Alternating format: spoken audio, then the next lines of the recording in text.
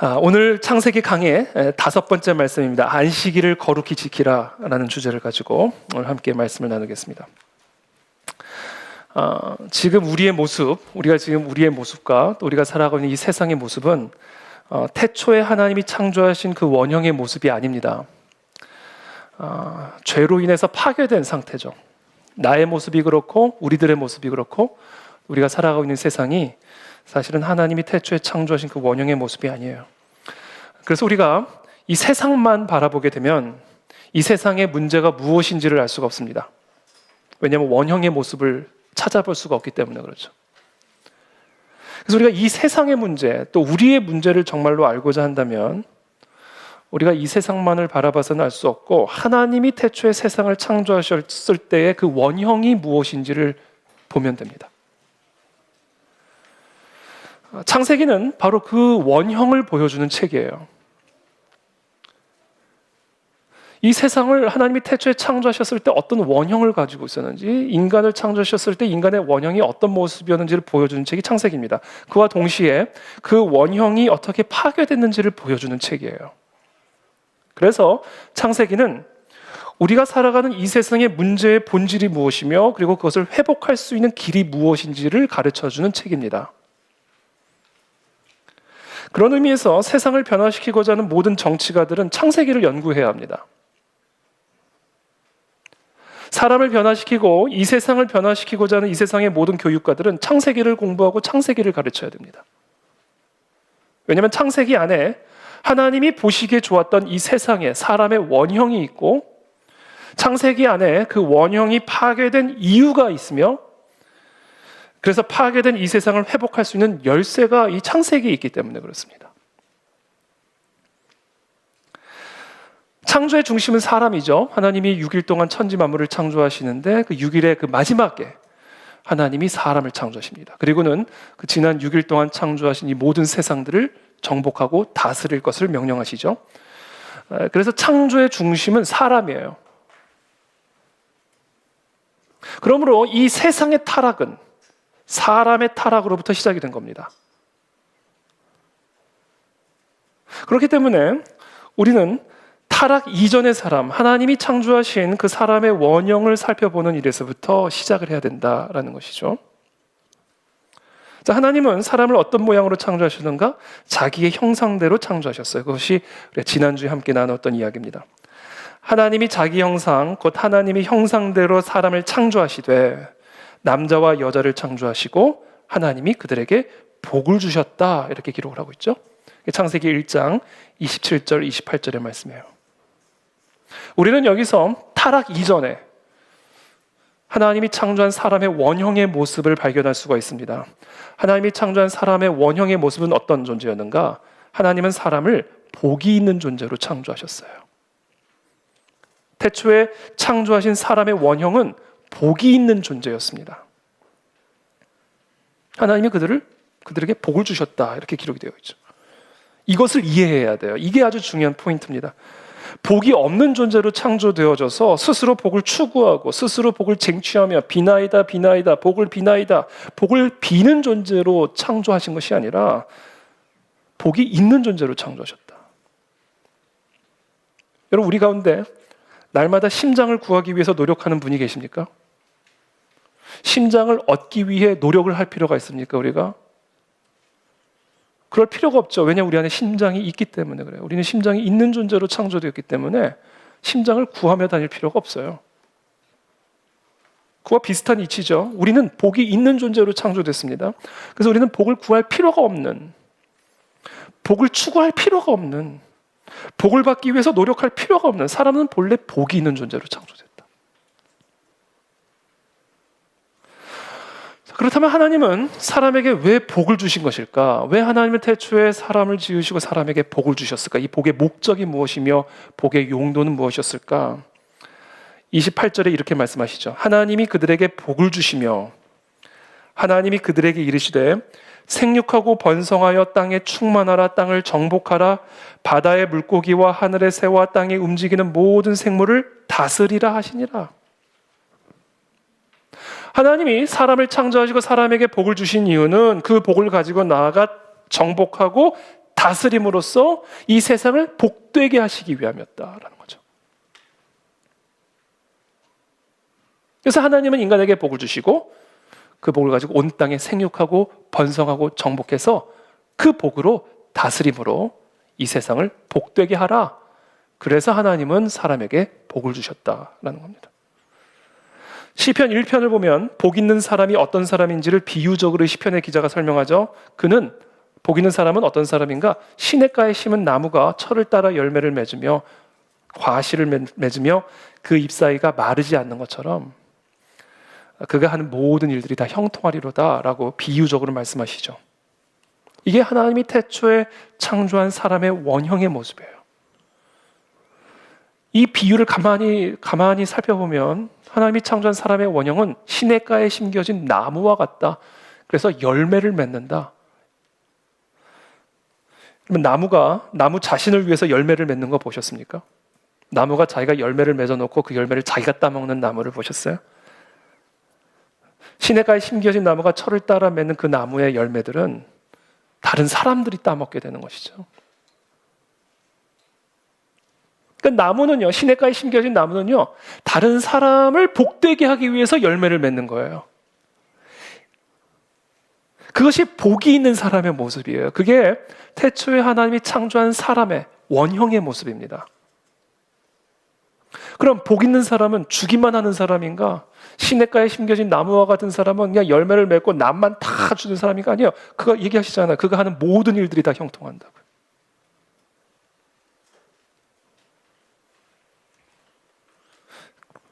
시냇가에 심겨진 나무처럼 철을 따라 열매를 맺음으로 다른 사람들을 복되게 하는 자들은 하는 일마다 다 형통한다. 이게 하나님이 태초에 창조한 사람의 원형이요 복의 메커니즘입니다. 하나님이 창조한 복의 질서예요.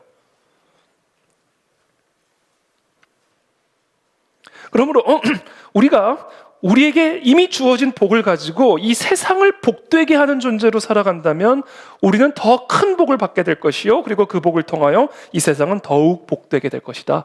이것이 하나님이 태초에 사람을 창조하시고 사람에게 세상을 맡기시면서 복을 주신 이유입니다. 이게 태초에 파괴 이전에 창조하신 사람의 원형입니다. 이게. 그래서 제가 제 세 번째 삶의 비전이 생겼어요. 그래서 제 버킷리스트 안에 100가지가 있었다면 그 100가지가 이제 하나씩 줄어들면서 이제는 지난주까지 2개 나왔잖아요. 이제 오늘 3개 나왔어요. 이제는 더 안 나올 것 같은데 완성이 됐어요. 제 버킷리스트 3개가 완성이 됐습니다. 첫 번째는 뭐죠? 하나님을 더 아는 거. 여러분, 하나님을 더 알면 다른 게 필요 없어요. 하나님의 능력의 깊이를 깨닫고 하나님의 지혜의 높이를 깨닫고 하나님의 사랑의 너비를 깨달으면요, 두려울 게 없고 불안해할 게 없고 절망할 일이 없는 거예요. 그러니까 우리는요, 하나님이 누구신지를 알 수 있는 눈만 열리면 돼요. 그래서 저는 그게 저의 첫 번째 버킷리스트입니다. 그것을 위해 제 삶을 사는 거죠. 두 번째는 뭐죠? 그리스도를 닮아가는 거죠. 하나님의 형상이신 예수 그리스도. 예수 그리스도의 마음을 닮아가고 예수 그리스도의 성품을 닮아갔을 때 예수 그리스도의 권능이 나와 함께 하신다. 그 파괴된 하나님의 형상이 내 안에 회복될 때 하나님과 함께, 하나님의 지혜와 함께, 하나님의 능력과 함께 폭풍우를 잠재우며 귀신을 내쫓으며 이 땅을 다스리고 통치하는 하나님의 대리자가 된다. 그러니까 다른 게 뭐가 필요했어요? 예수 그리스도만 닮으면 그리스도의 지혜가 있고 그리스도의 능력이 나랑 함께 하는데, 그래서 제가 무슨 일을 해서 성취하는 게 아니라 그리스도를 닮아감으로써 일이 되는 거구나. 사람의 지혜와 지식으로 뭐 대단한 플랜을 짜가지고 막 추진함으로써 하나님의 뜻을 이루는 게 아니라 하루하루 그리스도를 닮아가는 삶의 결단들을 통해서 하나님의 놀라운 일들이 성취되는 것이구나를 제가 배우는 거죠. 그러니까 뭐 다른 게 뭐가 필요했어요? 그리스도를 닮으면 되지. 버킷리스트 두 번째죠. 세 번째, 마지막, 이기를 바랍니다. 너무 많으면 또 제가 힘들어지니까. 세 번째, 복되게 하는 자로 살자. 나 때문에 복되는 삶을 살자. 그게 하나님이 나에게 복을 주신 이유고, 그 사람은 모든 하는 일마다 다 형통케 된다. 손을 대는 일마다. 왜? 그 사람이 그 손을 대면 복이 되니까 그 사람에게 복이 들어가는 거예요. 이게 타락 이전에, 파괴되기 이전에 복 있는 사람, 하나님이 창조한 사람의 원형이에요, 이게. 저는 그와 같은 원형이 우리 가운데 회복되기를 축복합니다. 그것이 우리의 삶의 비전이 되어야 된다 것이죠.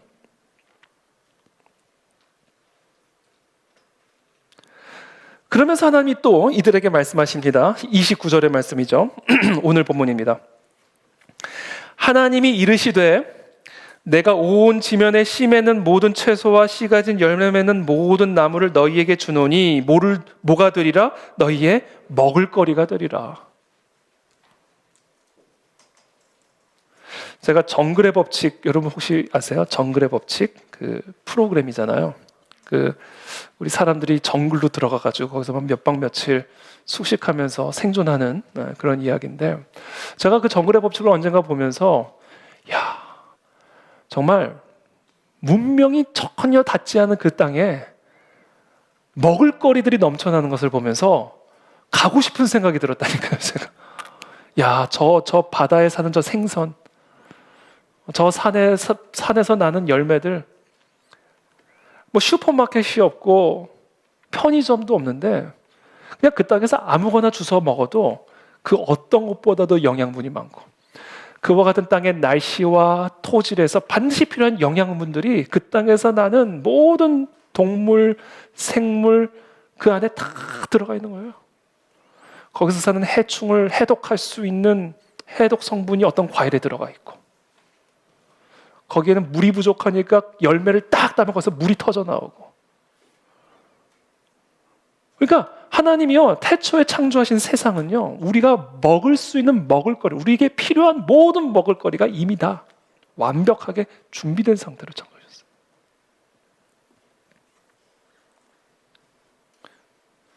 그러므로 먹을거리를 걱정하지 않으시길 축복합니다.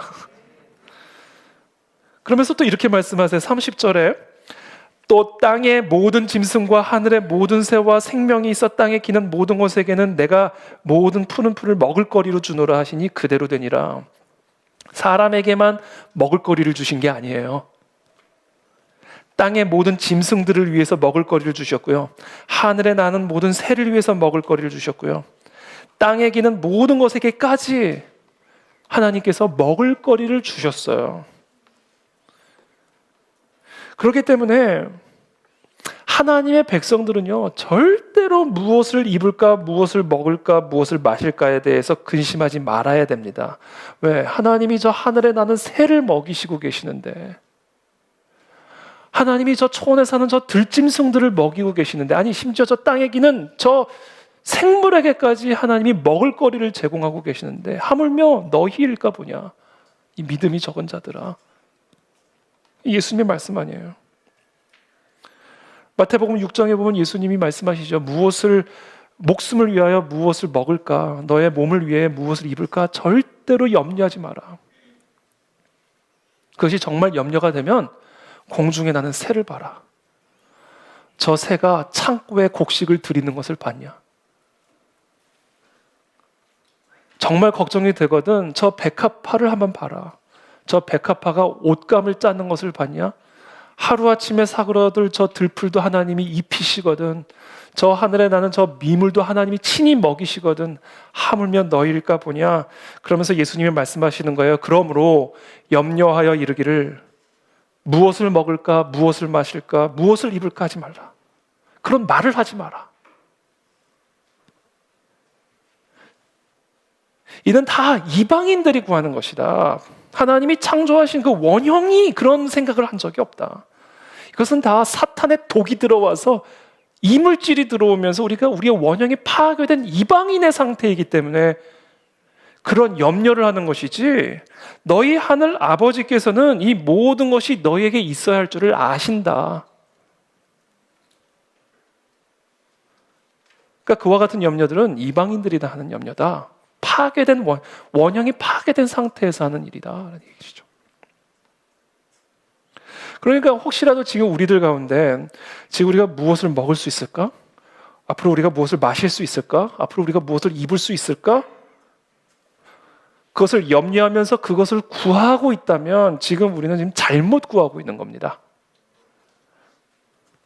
만약에 그러한 분들이 우리 가운데 있다면 저 공중에 나는 새를 한번 가만히 살펴보시게 되기를 바랍니다. 저 들에 핀 꽃을 한번 잘 살펴보게 되기를 바랍니다. 하나님이 저들을 먹이고 계셔요. 그것은 우리들이 구해야 되는 게 아니고 파괴됐기 때문에 우리가 그걸 염려하고 구하는 거예요. 하나님이 창조하신 사람의 원형은 그것을 구하는 자가 아니에요. 우리는 무엇을 구해야 하는가? 하나님의 나라와 의를 구해야 된다. 그래서 예수님께서 이 말씀을 하시면서 이 믿음이 작은 자들아 하물며 너희일까 보냐 그러면서 결론으로 하시는 말씀이에요. 그런즉 너희는 먼저 그의 나라와 그의 의를 구하라. 이미 너희에게 복이 주어졌고 이미 너희에게 먹을 거리들을 완벽하게 준비해 놓았으니 너희는 그와 같은 것들을 염려하지 말고 먼저 너희에게 준 그 복을 가지고 복되게 하는 일에 헌신하라. 그의 나라와 그의 의를 이 온 땅 가운데 충만하게 편만해지도록 하나님의 나라와 의와 통치가 이 온 땅을 다스리고 정복하도록 그 복을 가지고 나아가 번성하고 정복하고 다스려라. 그러면 이 모든 것들은 다 더해지는 거다. 그렇게 사는 게 여러분 하나님이 창조하신 사람의 원형의 모습이에요. 그리고 우리는 그렇게 살아야 됩니다. 그것을 추구해야 돼요.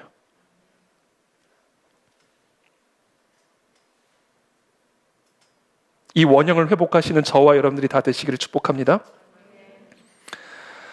그러므로 우리가 해야 할 일을 복되게 하는 일에 우리가 헌신하자. 복되게. 복을 추구하는 삶이 아니라 복이 되게 하는 삶. 복을 축적하는 삶이 아니라 복이 되게 하는 삶. 마치 시냇가에 심은 나무가 다른 자들을 위해 열매를 맺듯 그래서 그가 하는 모든 일마다 다 형통하게 되듯 우리가 하나님의 나라와 의를 위하여 내게 주어진 복을 사용하게 될 때 그래서 그들이 복되게 할 때 우리가 복이 있는 사람이 되는 거다라는 거죠. 근데 우리의 현실은 어떻습니까? 전혀 그렇지가 못할 때가 많죠. 이방인과 같은 삶을 살아갈 때가 많이 있습니다. 하나님의 나라와 의를 위해 살기보다는 복 되게 하는 삶을 살아가기보다는 복을 위해서 살아가는 경우들이 많이 있죠. 무엇을 먹을지 입을지 염려하고 그것이 목적이 되어버린 삶을 살아갈 때가 많이 있죠. 자, 왜 그런 모습들을 우리가 갖고 있을까요? 타락해서 그래요. 그게 하나님이 창조하는 원형이 아니에요. 우리가 죄로 말미암아 타락했기 때문에 우리가 그렇게 되는 겁니다. 이게 괴로운 거죠. 여러분, 죄란 뭘까요? 타락이란 뭘까요? 예레미야서에 하나님은 이렇게 말씀하세요. 내 백성이 두 가지 악을 행하였나니 그 악은 무엇이냐? 그들이 생수의 근원되는 복의 근원되는 만복의 근원이 되는 나를 버린 거, 그리고는 스스로가 복의 근원인 양 웅덩이를 파가지고 스스로 복을 추구하며 그 복을 가두려고 했던 거, 그러나 그 복을 담아낼 수 없는 터진 웅덩이와 같은 존재가 되어버린 거, 이것이 바로 그들이 행한 두 가지 악이다라는 거예요. 바로 이와 같은 악으로 말미암아 우리가 복을 잃어버린 존재가 되어버린 거예요. 그래서 복을 추구하는 존재가 되어버린 겁니다. 복이 있었던 존재가 복을 빼앗고 복 때문에 염려하고 두려워하고 근심하며 살아가는 존재가 된 것이죠. 여러분, 하나님이 만복의 근원이심을 여러분 믿으십니까? 만복의 근원은 하나님이세요. 하나님이 태초에 사람을 창조하시고 사람에게 복을 주신 분이에요. 그분이 하나님이십니다. 모든 복은 하나님에게 속해 있고 그 복을 주시는 분은 하나님이에요. 그렇기 때문에 하나님이 복의 근원이에요. 그러므로 하나님이 복인 거예요. 그러니까 복이 있는 사람이란 어떤 사람이에요? 하나님이 있는 사람입니다. 이게 복이 있는 사람의 정의예요. 만복의 근원이 하나님이니까 복이 있는 사람은 누구예요? 하나님이 있는 사람입니다. 하나님이 내 생각 가운데 있는 사람이에요. 하나님이 내 마음 가운데 있는 사람이에요. 마치 시냇가에 심겨진 나무와 같이 하나님 안에 심겨진 나무입니다. 제가 지난주에 하나님의 형상에 대한 설명을 하면서 마치 삼위 하나님이 한 몸으로 존재하여 삼위일체, 공동체로 존재하시듯 하나님이 창조하신 사람도 그와 같이 하나님과 하나의 몸을 이루는 거, 인격적 교제를 통해서 한 몸을 이루는 거, 그게 복이 있는 사람이에요. 왜? 하나님이 복의 근원이니까. 그래서 여러분, 복이 있는 사람은 하나님이 있는 사람, 하나님과 하나 된 사람, 하나님과 인격적 교제를 통해 연합을 누리는 자, 그 사람이 복이 있는 사람입니다. 그래서 사도 바울은 이렇게 얘기하죠. 너희가 하나님의 성전인 것과 하나님의 성령이 너희 안에 계시는 것을 알지 못하느냐. 그게 하나님이 창조한 사람의 원형이에요. 하나님이 나와 하나가 되어 계셔서 복이 있는 자가 된 겁니다. 예수님께서는 그것을 또 이렇게 비유적으로 말씀하시죠. 나는 포도나무여 너희는 가지라. 그가 내 안에, 그리고 내가 그 안에 만복의 근원이신, 만복이신 그 하나님과 내가 하나가 되면 그 사람은 열매를 많이 맺나니 너희가 나를 떠나서는, 복을 떠나서는 아무것도 할 수 없다. 여러분, 복이 필요하십니까? 하나님을 구하시게 되기를 축복합니다. 자, 죄란 무엇인가? 그 하나님을 마음에 두기 싫어하는 거예요. 그 만복의 근원을 생각하기 싫어하는 거예요. 마음에 품기를 싫어하는 거예요. 그래서 만복의 근원과 단절된 겁니다. 만복의 근원을 버린 거예요. 그리고 스스로가 복의 근원이 된 겁니다. 이게 타락이에요. 그러니까 염려하는 거예요. 내가 복의 근원이 됐으니까 내가 해결해야 되는 거예요. 내가 복을 추구해야 되고 복을 쟁취해야 되는 거예요. 원래 복이 있는 존재인데. 그 복을 차버림으로. 그러므로 우리가 이 복을 어떻게 회복할 것인가? 복을 회복하기 위한 방법은 딱 하나예요. 하나님과의 관계가 회복이 돼야 됩니다. 하나님과의 인격적인 교제가 회복이 돼야 돼요. 그래서 내 생각과 내 삶에 하나님이 계셔야 됩니다. 왜냐하면 하나님이 만복의 근원이시기 때문에 그래요.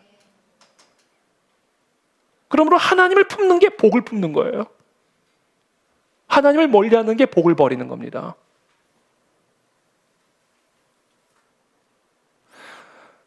그러므로 저와 여러분들이 이 아침에 우리 안에 있는 이 복을 회복하기 위해서, 우리에게 주어진 이 복을 회복하여 복이 있는 태초에 창조하신 사람의 그 원형의 모습을 회복하여 복 되게 하는 자가 되기 위해서는 무엇을 해야 되는가? 두 가지예요. 첫 번째, 하나님을 가까이 하는 일에 아주 힘을 써야 됩니다. 만복의 근원 되신 여호와 하나님을 가까이 하는 일에 온 힘을 다 쏟아부어야 돼요. 하나님이 복이시기 때문에 그렇습니다. 시편 73편 25절 말씀을 제가 한번 읽어드릴게요.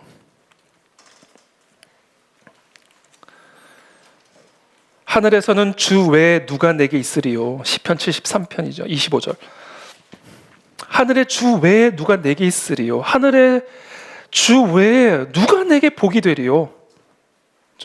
땅에서는 내가 주 외에 사모할 복이 없나이다. 그러니까 아주 필사적으로 하나님만을 가까이 하는 거예요. 하늘과 땅에 하나님 외에 내게 복이 되는 자는 없다. 그러므로 내 육체와 마음은 쇠약하나 하나님이 내 마음의 반석이시요 영원한 분기시시라. 그러니까 지금 지금 마음이 쇠약해지고 육체가 쇠약해지고 있는 이 상황 속에서 이 시편의 기자가 뭐에 그 남아있는 힘을 다 쏟고 있는가? 하나님을 가까이 하는 일에 힘을 다 쏟고 있는 거예요. 무릇 주를 멀리하는 자는 망하리니. 왜? 복의 근원을 멀리하니까 망하죠. 음녀같이 주를 떠난 자를 주께서 다 멸하셨나이다. 망하죠. 복의 근원을 차버렸으니. 그러니까 이 시편의 기자는 얘기합니다. 하나님께 가까이 함이 내게 복이라. 내가 주 여호와를 나의 피난처로 삼아 주의 모든 행적을 전파하리이다. 여러분, 하나님을 더 가까이 하기를 축복합니다. 하나님과 멀어졌다면 다시 가까워져야 돼요. 하나님을 가까이 하는 일에 힘을 써야 됩니다. 하나님이 나의 마음의 유일한 반석이 되어 주셔야 돼요. 그런데 어려운 일이 생기면 희한하게도 제일 먼저 하는 일이 하나님부터 떠나요. 하나님의 공동체부터 멀리하기 시작합니다. 그리고 변호사를 찾기 시작하고 돈이 있는 사람들을 찾기 시작하고. 왜 그래요? 타락했기 때문에 그래요.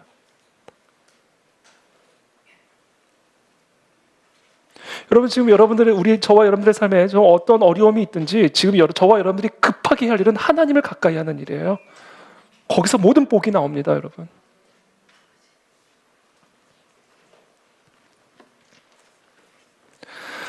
자, 그 하나님을 가까이 하는 일은 구체적으로 무엇을 의미하는가? 하나님의 말씀을 듣고 순종하는 거예요. 이게 하나님을 가까이 하는 겁니다. 왜? 하나님은 말씀이니까. 그 말씀이 육신이 되어 오신 분이 예수 그리스도이시니까 우리가 그 하나님을 가까이 한다는 거, 우리가 그 예수 그리스도를 가까이 한다는 거는요, 여호와 하나님의 말씀을 가까이 하고 그 말씀을 청종하는 것을 의미하는 겁니다. 순종이죠. 하나님의 말씀에 대한 순종, 하나님의 명령에 대한 순종, 이것이 시냇가에 심겨진 나무와 같이 복 있는 사람이어서, 그 복 있는 사람은요, 그래서 여호와의 율법을 주야로 묵상하는 사람이에요. 그게 여호와를 가까이 하는 사람입니다. 여호와에게 심겨진 사람이에요. 그 사람이 주야로 여호와의 율법을 묵상하며 그 말씀을 따라 순종하며 나아가는, 그게 하나님을 가까이 하는 자고 그 사람이 복을 품는 사람이에요. 복이 있는 사람. 우리 신명기 28장 한번 다 펴보시겠어요? 신명기 28장.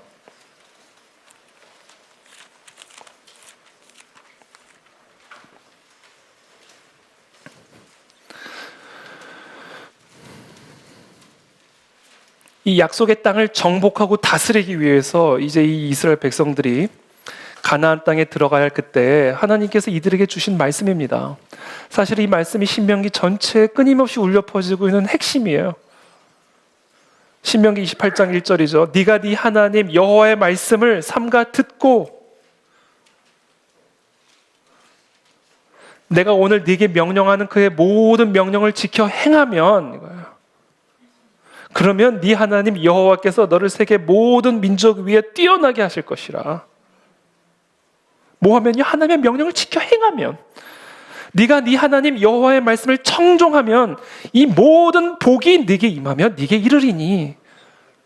왜? 하나님의 말씀이 복이니까, 하나님이 복이시니까 그 말씀을 청정하고 그 말씀에 심겨지면 복이 임하는 거예요. 그래서 그 사람은 성읍에서도 복을 받고 들에서도 복을 받을 것이며 네 몸의 자녀와 네 토지의 소산과 네 짐승의 새끼와 소와 양의 새끼까지 복을 받는다. 복 되게 된다.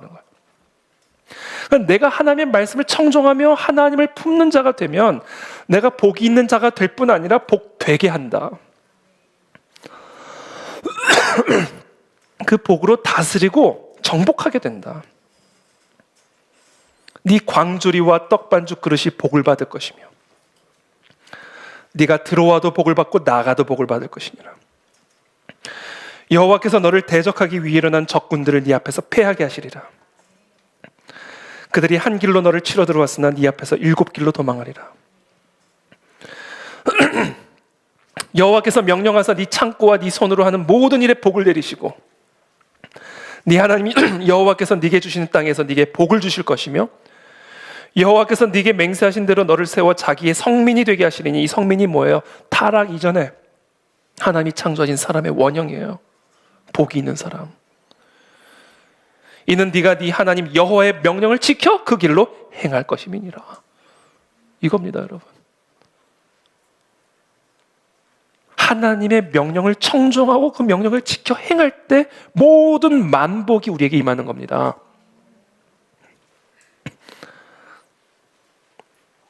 그게 하나님과의 인격적 연합이 이루어지는 길이에요. 그래서 창세기 2장 16절에 보면 하나님이 창조한 사람의 원형이 파괴되어졌을 때 어떤 일이 일어났는지를 보게 되잖아요. 여호와 하나님이 그 사람에게 명하여 이르시되, 뭐야? 명령이에요. 하나님이 명령하셨어요. 동산 각종 나무의 열매는 네가 임의로 먹되 선악을 알게 하는 나무의 열매는 먹지 말라 명령하셨어요. 네가 먹는 날에는 반드시 죽으리라. 이게 하나님이 사람에게 복을 주시고 그 복을 누리기 위한 조건으로 주신 겁니다. 이 말씀이 신학적으로 어떤 의미를 담고 있는 것은 이제 나중에 우리가 이제 다루겠지만 표면적으로 이 말씀이 의미하는 거는 뭐예요? 말씀을 지켜야 살고 말씀을 어기면 죽는다는 거예요. 내가 지금 너에게 명령하는 그 명령을 지키면 살고 그 명령을 어기면 죽는다는 겁니다. 그 명령을 불순종했기 때문에 복을 잃어버리게 되었고 스스로 복이 된 거예요. 스스로 복의 근원이 된 겁니다.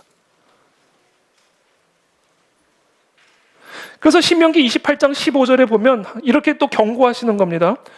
네가 만일 네 하나님 여호와의 말씀을 순종하지 아니하여 내가 오늘 네게 명령하는 그의 모든 명령과 규례를 지켜 행하지 아니하면 나의 모든 명령을 지켜 행하지 않으면 이 모든 저주가 네게 임하며 네게 이를 것이니 네가 성읍에서도 저주를 받으며 들에서도 저주를 받을 것이요 네 광주리와 떡반죽 그릇이 저주를 받을 것이요 네 몸의 소생과 네 토지의 소산과 네 소와 양의 새끼까지 다 저주를 받을 것이다. 네가 들어와도 저주를 받고 나가도 저주를 받는다. 왜? 복을 차버렸으니까. 복이 있는 존재인데 복과 하나가 되어서 살도록 지음받은 존재인데 그 복에게 불순종함으로 말미암아 복을 차버렸으니까 저주가 임하는 거예요. 그리고 그 사람 때문에 그 사람의 집이 그 사람의 가축까지 저주를 받는 겁니다.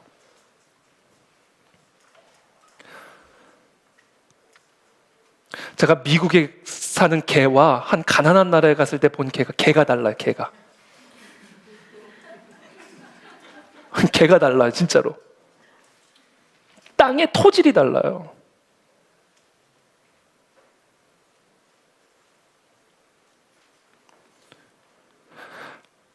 하나님을 가까이 하는 일에 힘을 쓰며 그 하나님의 명령을 순종하는 일에 모든 힘을 쏟으며 그 복을 내 마음에 품고 내 삶에 품는 그 만복의 근원을 품는 그런 삶을 살 때 내가 복이 있는 자가 될 뿐 아니라 복 되게 한다.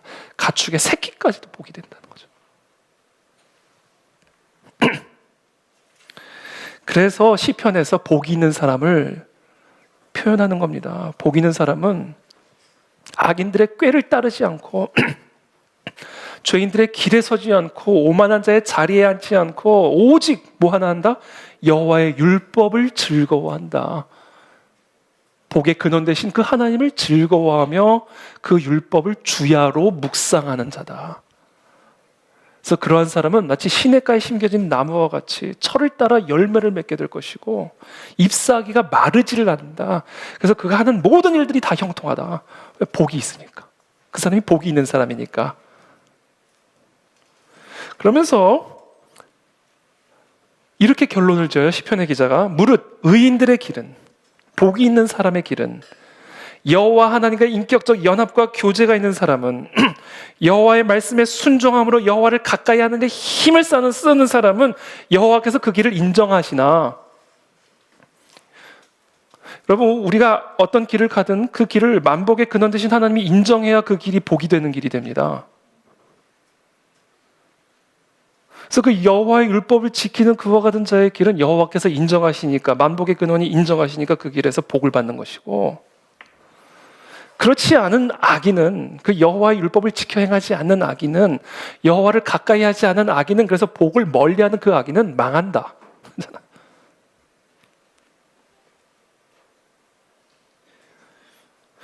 이게 바로 창세기가 우리에게 가르쳐주는 복 있는 사람, 하나님이 창조한 사람의 원형의 모습과 죄로 말미암아 파괴된 죄인의 그 다른 상반된 길을 지금 정확하게 창세기가 우리에게 보여주고 있는 거예요. 저와 여러분들 모두가 복 있는 사람이 되기를 축복합니다. 그러기 위해서 우리가 해야 할 일은 이거 하나만 하면 돼요. 복을 가까이 하셔야죠. 복 있는 사람이 되려면. 안 그렇습니까? 복을 멀리하면서 어떻게 복이 있는 사람이 됩니까? 그러니까 우리가 복이 있는 사람이 되고자 한다면 복을 가까이 해야 돼요. 주야로 복을 묵상해야 돼요. 주야로 복을 즐거워해야 돼요. 주야로 그 복을 사랑해야 돼요. 그 복에 그냥 심겨져 버려야 된다. 그러면 그가 하는 모든 일들이 형통한다. 우리는 그것을 예배라고 부릅니다. 예배. 그래서 여호수아의 가나안 정복은 예배로 시작하는 거예요.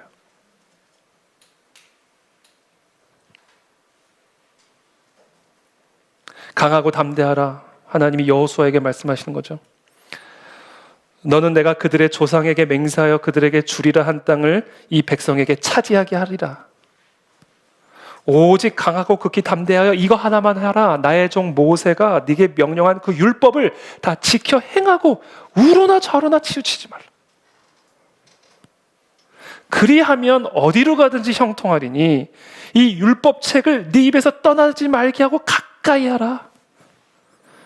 그리고 그것을 주야로 묵상하라. 그리고 그 안에 기록된 대로 다 지켜 행하라. 그러면 네 길이 평탄하게 될 것이요 네가 형통하리라. 네가 복 있는 자가 되어서 그 가나안 땅을 복되게 하리라. 이게 창조하신 사람의 원형의 모습이에요.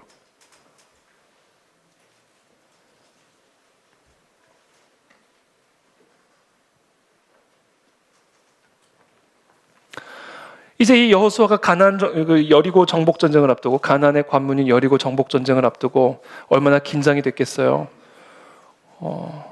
그런데 어느 날 갑자기 큰 칼을 찬 여호와의 군대 대장이 그 앞에 서 있는 거예요. 여호와의 군대의 대장이면 여호와이시죠, 그렇죠? 여호와의 군대 대장이면 여호와죠.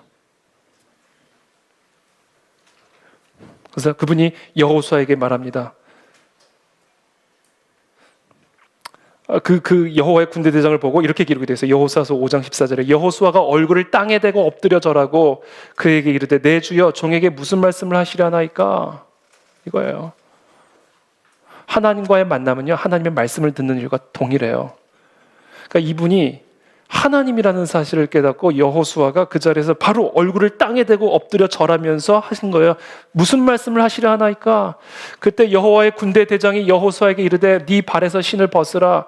네가 선 곳은 거룩하니라 하니 여호수아가 그대로 행하니라.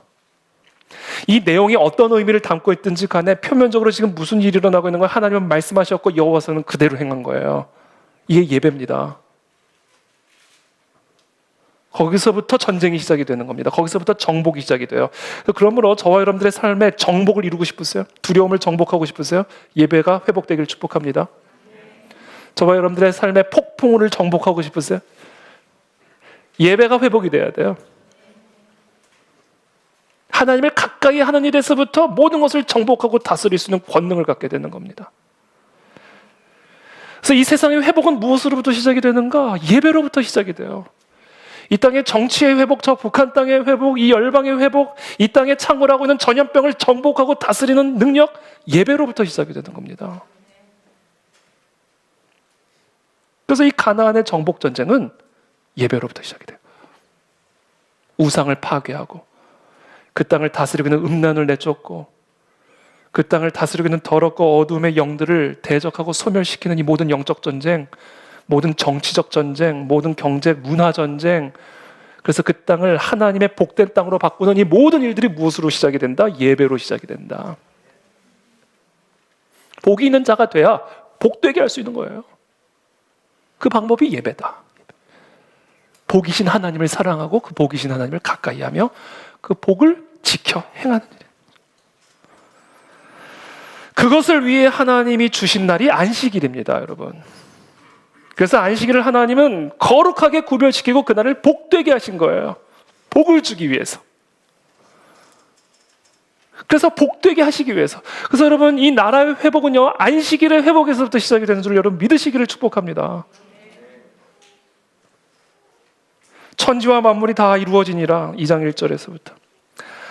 하나님이 그가 하시던 일을 일곱째 날에 마치시니 그가 하시던 모든 일을 그치고 일곱째 날에 안식하시니라.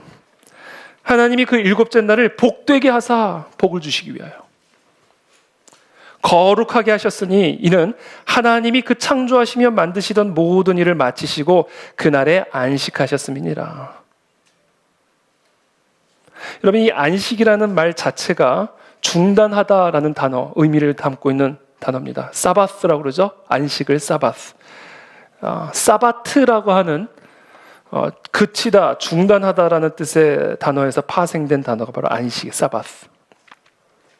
하나님이 일곱째 날에 모든 창조 사역을 마치시고 그치셨어요. 중단하셨어요. 이것은 사람을 향한 명령이에요. 너희도 중단하라는 겁니다. 왜냐하면 이날은 내가 너에게 복을 주기 위해서 다른 노동의 6일과는 구별된 날로 내가 삼았기 때문에 이걸 명령하신 겁니다.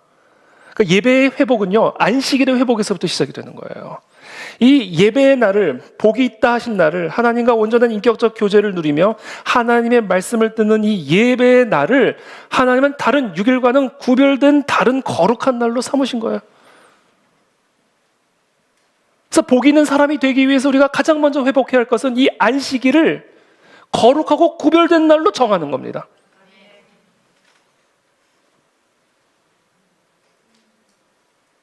왜 하나님은 일을 멈추셨을까요? 그리고 하나님은 왜 일을 멈추게 하셨을까요?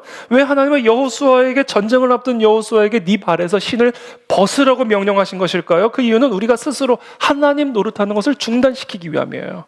전쟁은 네가 하는 게 아니라 내가 하는 것이다. 너의 먹을거리는 너의 노동이 책임지는 게 아니라 내가 책임지는 것이다. 그러므로 네가 스스로 네 삶의 복의 근원 노릇하는 것을, 네가 스스로 그 타락한 본성 때문에 끊임없이 추구하는 하나님 노릇하려고 하는 모든 시도들을 중단하고 복의 근원 앞으로 나와 그 복의 근원, 그러니까 연합하는 일에 힘을 쓰도록 내가 이 날을 거룩하게 구별되게 했으니 그 날을 지키는 일이다. 거기서부터 복의 회복이 시작이 된다라는 거예요.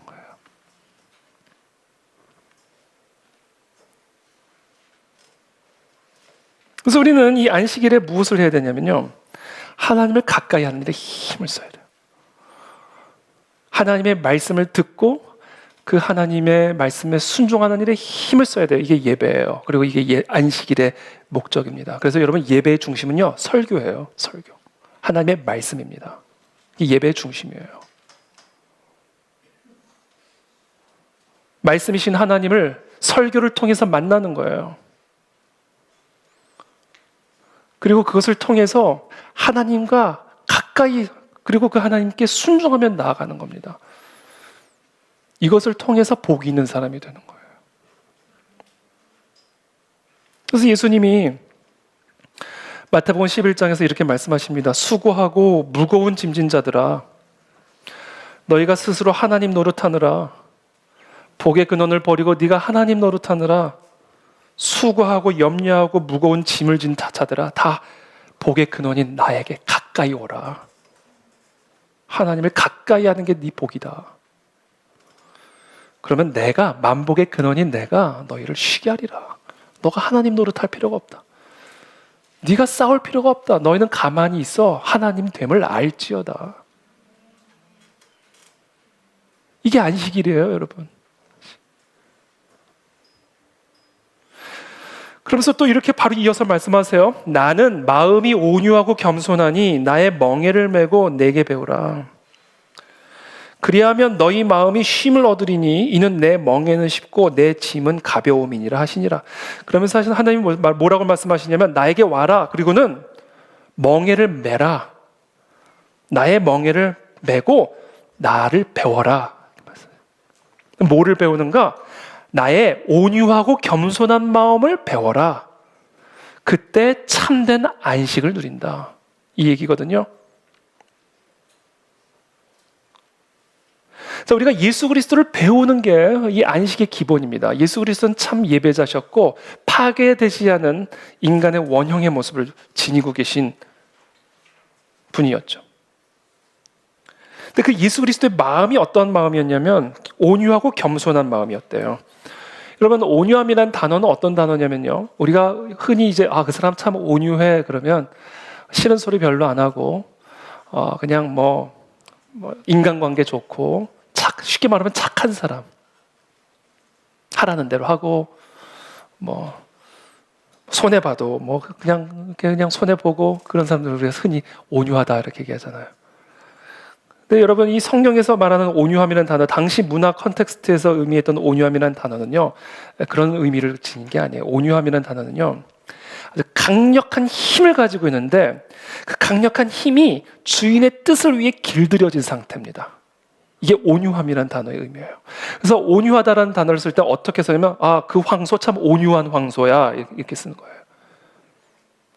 그 말, 강력한 힘을 가진 그 말, 그 말 근데 진짜 온유한 말이야. 그러니까 온유함은 기본적으로 강력한 힘을 가지고 있어요. 근데 그 강력한 힘이 자기 뜻대로 막 사방팔방 뛰쳐나가는 힘이 아니라 그 주인의 뜻을 위해서 그 힘을 집중시킬 수 있도록 길들여진 상태입니다. 이 예수 그리스도의 온유하고 겸손한 마음이 가장 선명하게 드러난 사건이 겟세마네예요.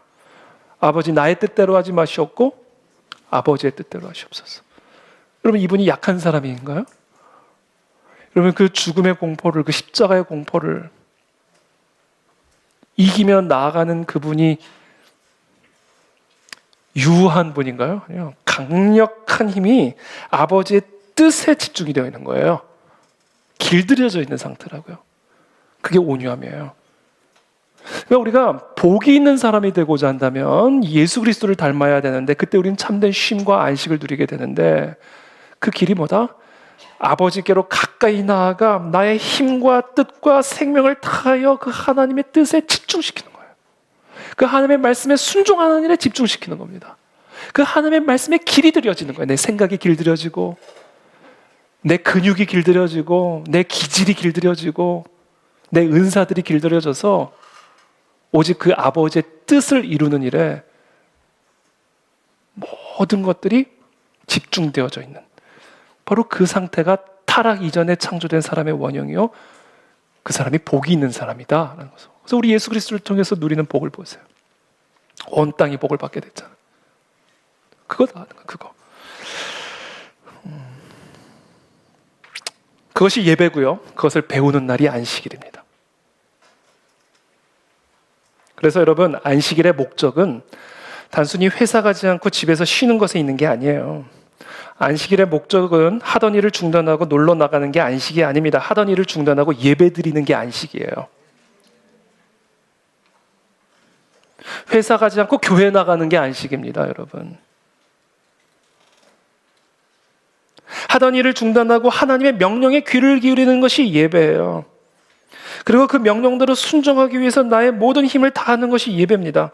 그래서 안식일의 목적은 결론적으로 내가 쉬는 게 아니라 내가 죽는 거예요. 이게 안식일의 목적이에요. 하나님만이 내 안에 사시게 하는 겁니다. 그래서 복으로 완전히 연합되어지는 거예요. 이게 안식일을 거룩하고 구별되게 모든 일들을 중단시키고 하나님 앞으로 나오게 하신 이유다. 우리는 그것을 통해서 복이 있는 자가 되게 되고 복 되게 한 자가 되는 겁니다. 그래서 이 세상이 회복되기 위해서는 예배가 회복이 돼야 되고 안식일이 회복이 돼야 된다는 거예요. 제가 이번 코로나 사태 지난 한 3개월간 이 코로나 사태를 통과하면서 교회 안팎에서 들었던 질문 중에 하나가 왜 코로나 사태에도 주일 예배를 강행합니까? 이라는 질문이죠. 이유는 단순해요. 만복의 근원이 하나님이기 때문이에요. 아주 단순합니다. 복의 길을 선택한 거예요.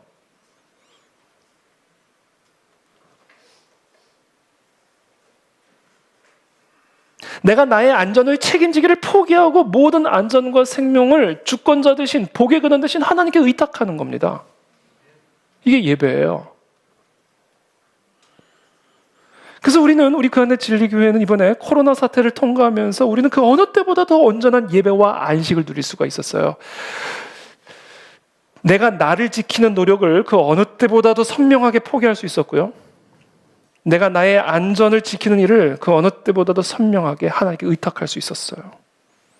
저도 처음 경험하는 일이라 사실은 마음에 두려움이 많았어요. 겉으로는 뻔뻔해 보였을지 모르지만 한동안 토요일 밤마다 공황 상태를 경험했어요. 이 영적 공격이죠. 막 밤에 꿈을 꾸다가 막 제가 코로나에 걸린 꿈을 꾸기도 하고요. 갑자기 순간 코로나에 걸릴 것 같은 두려움이 확 몰아닥치기도 하고요. 조금만 두통이 와도 두려움이 저를 확 사로잡는 그런 영적 공격들을, 영적 싸움들을 사실 지난 2-3달 동안 많이 했죠. 그래서 제가 사실은 일반적으로 예배를 드리고 설교를 준비하는 것보다 한 3배는 더 힘들었어요. 그래서 온 세상이 중단됐는데 혼자 우리 그 안에 진리교회 함께 예배를 드리고 세상이 중단되는데 계속 걸어가려니까 힘이 한 10배는 더 드는 것 같아요.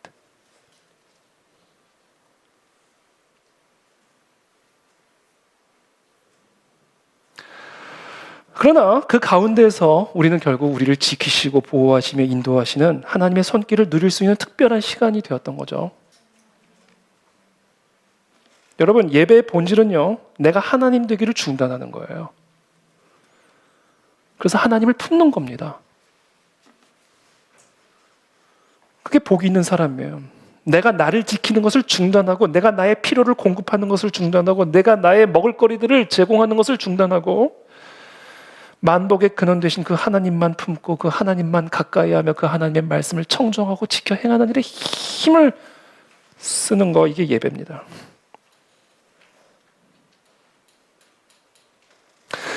거기서 하나님의 복이 우리 가운데 임하게 되는 것이고, 그 복을 가지고 복과 싸울 수 있는 권능을 갖게 되는 거예요. 그 복을 가지고 병과 싸울 수 있는 권세를 갖게 되는 겁니다. 그래서 그 복을 가지고 전염병이 창궐하는 이 땅을 정복하고 다스릴 수가 있게 되는 거예요.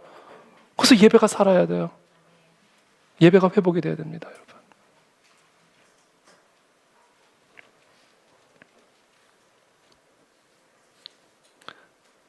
그래서 마귀가 가장 두려워하는 게 예배예요, 여러분.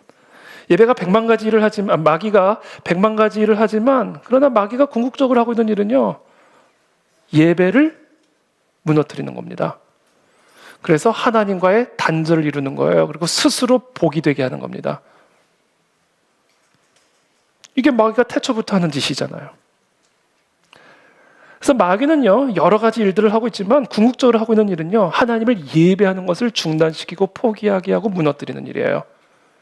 이 영적 전쟁의 ABC입니다, 이게.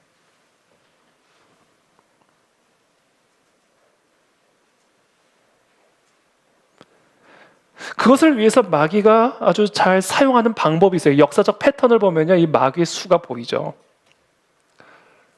이 마귀가 쓰는 가장 좋은 대표적인 방법이 뭐냐면요, 안식일의 구별됨을 무너뜨리는 일입니다. 하나님이 복되게 하기 위해서 구별되게 한 그날을 구별됨을 상실시켜버려요.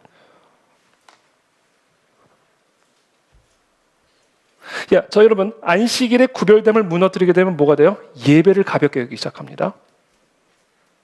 예배를 위해서, 하나님과의 연합됨을 위해서 거룩하게 구별된 그날을 구별되지 않게 하기 시작하면 예배가 가벼워져요. 예배를 가볍게 여기기 시작합니다. 캘린더에 온리 스케줄이 아니라 원오프 스케줄이 됩니다. 예배가 가벼워지기 시작하는 거예요. 자, 예배가 가벼워지면 하나님을 가볍게 여기기 시작해요. 하나님을 가볍게 여긴다는 이야기는 복을 가볍게 여긴다는 이야기예요. 그래서 망하는 거예요. 그래서 염려와 근심에 찌들려 사는 겁니다. 스스로 하나님이 돼야 되니까. 내가 내 먹을 거리 챙겨야 되고, 내가 내 복의 근원이 돼줘야 되니까 수고하고 무거운 짐진 것들이 나를 짓눌러 버리는 겁니다.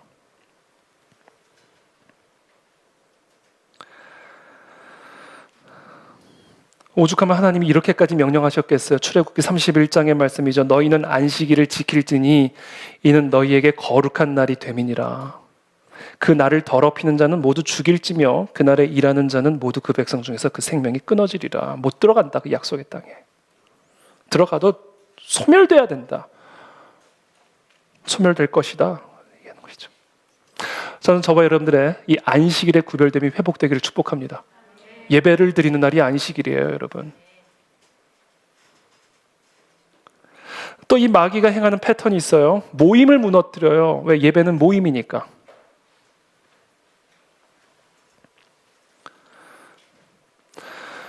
제가 지난주에도 말씀드렸죠. 하나님의 형상, 우리, 공동체, 삼위일체, 삼위 하나님이 일체, 한 몸으로 존재하는 공동체 하나님이라고 말씀을 드렸어요. 그래서 그 하나님의 형상대로 지음받은 사람도 공동체다.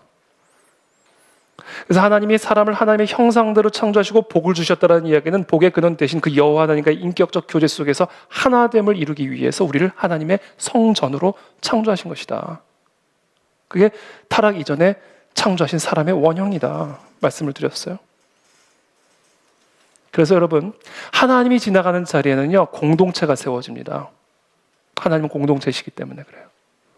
성령의 바람이 불고 지나간 그 자리에는요, 공동체가 세워져요.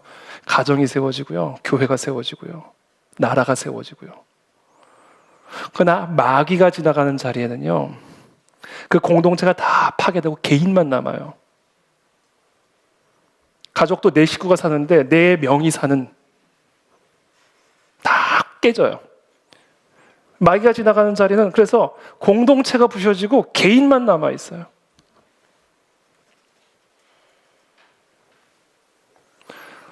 성령이 임하시면요, 하나님을 예배하는 공동체, 모임이 세워져요. 모임이.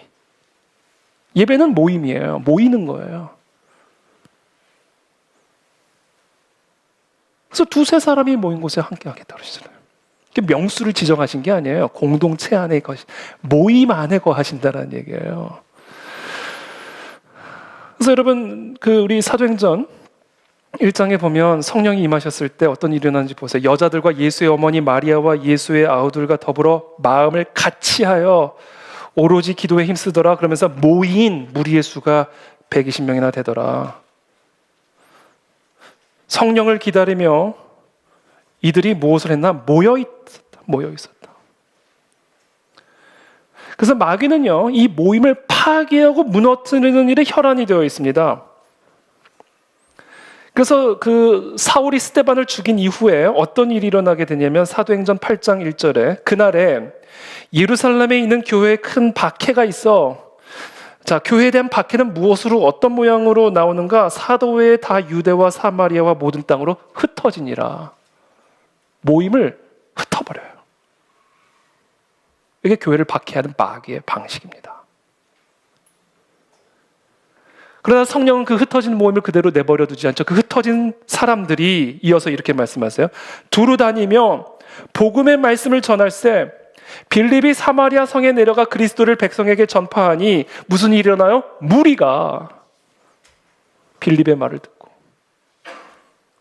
공동체가 세워지는 거예요. 그러면서 디아스포라가 일어나는 겁니다. 그래서 저녁에 교회가 세워지는 거예요. 공동체가. 그러니까 마귀는 부수고요, 성령은 그 흩어진 공동체를 다시 공동체로 만들어서 교회를 일으키신 거죠. 이게 영적 전쟁의 패턴입니다. 이번은 코로나 사태를 통과하면서 예배에 강행이라는 딱지가 붙어져 버렸어요. 여러분, 앞으로는요, 안전이라는 이름으로 교회를 통제하는 사회가 아마 일어날지 모릅니다. 안전이라는 이름으로, 또는 차별 금지라는 이름으로 설교를 통제하는 사회가 일어날 거예요. 마지막 때니까. 마지막 때의 징조죠. 교회를 박해하는 사단의 역사죠. 이번 코로나 사태 앞에서 우리는 예외 없이 다음과 같은 질문 앞에 서게 되었어요. 예배냐 생명이냐? 예배냐 안전이냐? 예배냐 이웃이냐? 이 둘 중에 하나를 선택할 것을 요구받았어요. 강제적으로.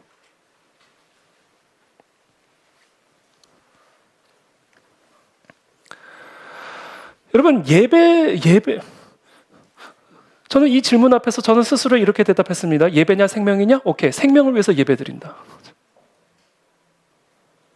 예배냐 안전이냐? 오케이, 안전을 위해서 난 예배드린다. 예배냐 이웃이냐? 이웃을 위해 나는 예배드릴 거다. 여러분, 예배가 뭡니까? 신명기 12장 한번 다음 펴보시죠. 신명기 12장.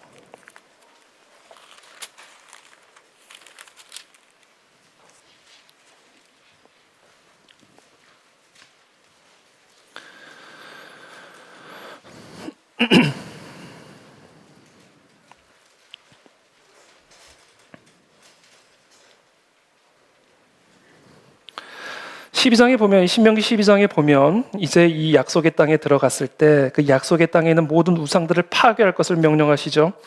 네 조상의 하나님 여호와께서 네게 주셔서 차지하게 하신 땅에서 너희가 평생에 지켜 행할 규례와 법도는 이러하니라. 너희가 쫓아낼 민족들이 그들의 신들을 섬기는 곳은 높은 산이든지 작은 산이든지 푸른 나무 아래든지를 막론하고 그 모든 곳을 너희가 마땅히 파멸하여 정복하고 다스리라는 거예요. 그 제단을 헐며 주상을 깨트리며 그 아세라상을 불사르고 또 그 조각한 신상들을 다 찍어서 그 이름을 그곳에서 멸함으로써 그 땅을 복되게 하라, 이 명령을 하시는 것이죠.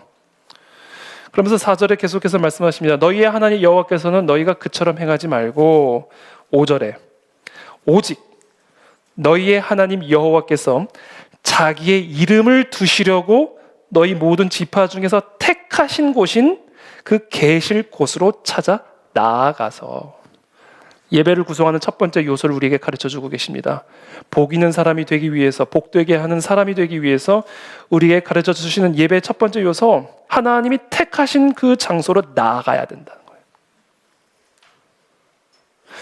하나님이 안 계신 곳이 계십니까? 하나님의 임재가 생략되어 있는 곳이 있냐고, 이 세상에. 하나님이 안 계신 곳이 어디 있어요? 하나님은 어느 곳에나 다 계시지. 근데 분명히 말씀하시잖아요. 하나님의 이름을 두시려고 택하시고 그곳에 계실 것이다. 그러니까 그곳으로 찾아서 나와라. 모여야 돼요. 하나님이 계시는 장소로, 하나님이 약속하신 그 장소에 모여야 됩니다.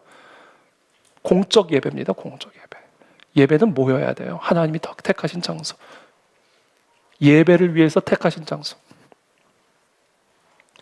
6절에 이렇게 말씀하시죠. 이어서 예배의 두 번째 요소입니다.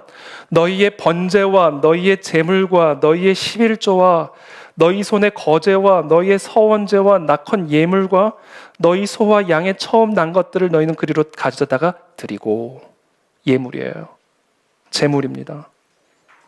헌신이 있어야 돼요. 드림이 있어야 돼요. 드림이. 제물을 가지고 하나님이 정하신 그 장소에 모여야 돼요. 이게 예배입니다. 그러면서 이어서 7절에 이렇게 말씀하십니다. 거기 곧 너희의 하나님 여호와 앞에서 먹고, 뭐예요? 먹어야 된다는 거예요. 성도들 간의 교제가 이루어져야 된다는 겁니다. 나눔이 있어야 된다는 거예요. 그러니까 여기서 우리는 예배의 3요소를 볼 수가 있어요. 어떻게 정복하고 다스릴 수 있는가? 복이 있는 사람이 되어서 이 악이 다스리는 땅, 독이 다스리는 땅, 병이 다스리는 땅으로 들어가 그 병을 파괴하고 독을 내쫓고 복되게 하기 위해서 우리가 회복해야 할 예배, 첫 번째, 하나님이 계신, 약속하신 그 장소로 찾아 나아가야 된다. 그래서 이스라엘 백성들이 6월절 되면 옆에 회당 두고 예루살렘까지 간 거예요. 여러분, 그 당시 뭐 비행기가 있습니까? 차가 있습니까? 예수님은 하마터면 부모님도 잃어버릴 뻔했잖아요. 나가야 되는 거예요. 어떤 위험과 어떤 희생을 무릅쓰더라도 하나님이 택하신, 계시기로 약속한 그 장소로 나아가야 돼. 모여야 된다. 공적 예배예요. 공예배. 근데 그냥 나가면 안 된다. 제물을 가지고 나와라. 예물을 가지고 나와라. 희생이 있어야 된다는 거예요. 그리고 거기서 함께 먹음으로 교제를 누린다. 이게 예배의 요소입니다. 자, 그런 의미에서 제가 이제 고민을 했어요. 인터넷 예배가 예배인가? 온라인으로 집에서 드리는 예배가 예배인가? 제가 한번 나름대로 고민을 했어요. 이거는 요사이인 특별히 아주 중요한 신학적 질문이기도 합니다. 그러면 제가 제 자신에게 한번 질문해 봤어요. 분명히 성도분들도 궁금해하는 분들도 많이 있을 것 같고 고민을 해봤어요. 결론을 내렸어요. 오늘 이 신명기 정의에 따르면 예배가 아니에요. 예배는 하나님이 택하실 곳으로 나와야 돼요. 제물을 가지고. 그리고 그곳에서 모인 성도들 간에 교제가 있어야 됩니다. 그리고 그곳에 하나님의 임재가 임하는 거예요. 그러나 예배가 불가능한 상황에서, 그런 상황에서는 차선책으로 드릴 수 있는 예배다. 그러면 온라인 예배는 예배인 것도 아니고 예배가 아닌 것도 아니고 그래서 제가 결론을 내렸어요. 인터넷으로 드리는 예배도 상황에 따라 모여서 함께 예배를 드리는 것이 불가능한 상황이 되었을 경우에는 예배가 될 수 있지만 위험한 예배다. 예배의 본질을 무너뜨릴 수 있기 때문에, 교회의 본질을 훼손할 가능성이 있기 때문에 상황에 따라 온라인으로 인터넷으로 예배를 드리는 것도 예배가 될 수는 있지만 그러나 위험하다. 위험한 예배다. 이렇게 저는 결론을 내렸어요. 여러분 코로나가 아니어도요 온라인 예배를 드릴 구실은요 차고 넘칩니다. 차고 넘쳐요. 그래서 안식일의 구별됨을 잃어버릴 수 있는 위험성이 존재합니다. 그래서 제가 위험한 예배라고 결론을 내린 거예요. 일하면서 설교 듣고 몸이 피곤하니까 들어 누워가지고 헤드폰 끼고 예배 드리고 상황에 따라 차선책으로 드릴 수 있는 예배라니까요. 그러나 위험한 예배예요. 예배의 본질을 훼손할 수 있기 때문에. 예배는요 모임이에요. 그리고 제물이 필요해요. 어떤 제물이에요? 헌금과 헌물도 제물이지만 그러나 예배를 통해 드려야 할 제물은 바로 나 자신이에요. 너희 몸을 거룩한 산 제물로 드려라. 이게 영적 예배다 그랬어요. 그러니까 나의 몸을 제물로 바쳐야 그게 예배가 되는 겁니다. 그러므로 우리의 예배에는 나의 헌신이 있어야 돼요. 나의 희생이 있어야 됩니다. 편안함을 추구하고 안전을 추구하는 예배가 아니라 나의 몸을 하나님께 내어놓는 제물로 드리는 예배가 우리 안에 회복이 돼야 된다. 그런 면에서 이번 우리 코로나는 한국 교회로 하여금 진정한 예배로 거듭나게 할 수 있는 아주 중요한 계기가 되었다고 저는 믿습니다. 우리가 평생 이런 경험을 언제 해봤어요? 또 언제 또 해보겠어요? 영원히 안 하게 되기를 바라지만 너무 놀란 거예요. 그러니까 사람들이 사실 놀랄 일도 아닌데 우리 선조들은 예배드리다 죽었어요. 교회 지키다 죽었다고 총 맞고. 사실 놀랄 일도 아니에요. 우리가 너무 생소하니까 놀란 것뿐이에요. 초대교회 보세요. 초기 한국교회 보세요.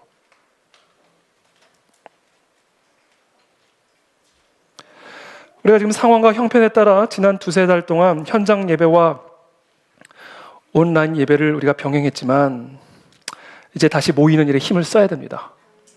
그냥 그대로 쭉 갈 수는 없어요. 앞으로 코로나가 끝나지 않을 거예요. 지구상에 한번 들어온 코로나는 사라지지 않는데요. 누가 그러더라고요. 물론 백신과 치료제가 개발은 되겠지만 코로나가 지나가면 또 다른 코로나가 오겠죠. 코로나 19가 왔으니까 코로나 20도 오고 21도 오고 22도 나오겠죠. 변종이 되면.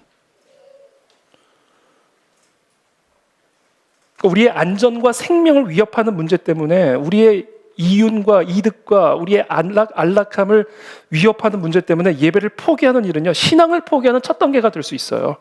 그래서 제가 이 온라인 인터넷 예배를 예배가 될 수는 있지만 위험한 예배라고 제가 결론을 내린 거예요. 왜냐하면 코로나가 아니어도 차고 넘치는 사유가 있기 때문에. 여러분, 설교를 듣는 게 예배가 아니에요. 깨끗한 옷을 입고 단정한 자세로 경건한 마음으로 모니터 앞에 앉는다고 예배가 아니에요. 예배는 하나님이 정하신 장소에 나와야 돼요. 내 몸을 제물로. 그것을 헌금으로 표현할 수도 있고 헌신으로 표현할 수도 있고 어떤 섬김으로도 표현할 수 있지만 어쨌든 예배하는 나의 몸을 제물로 드리는 행위가 있어야 됩니다. 그리고 성도들 간에 떡을 떼며 나누는 교제가 있어야 돼요. 그게 예배. 그 안에 성령 하나님이 계시기로 약속하셨어요. 그게 하나님이 택하신 방식이에요.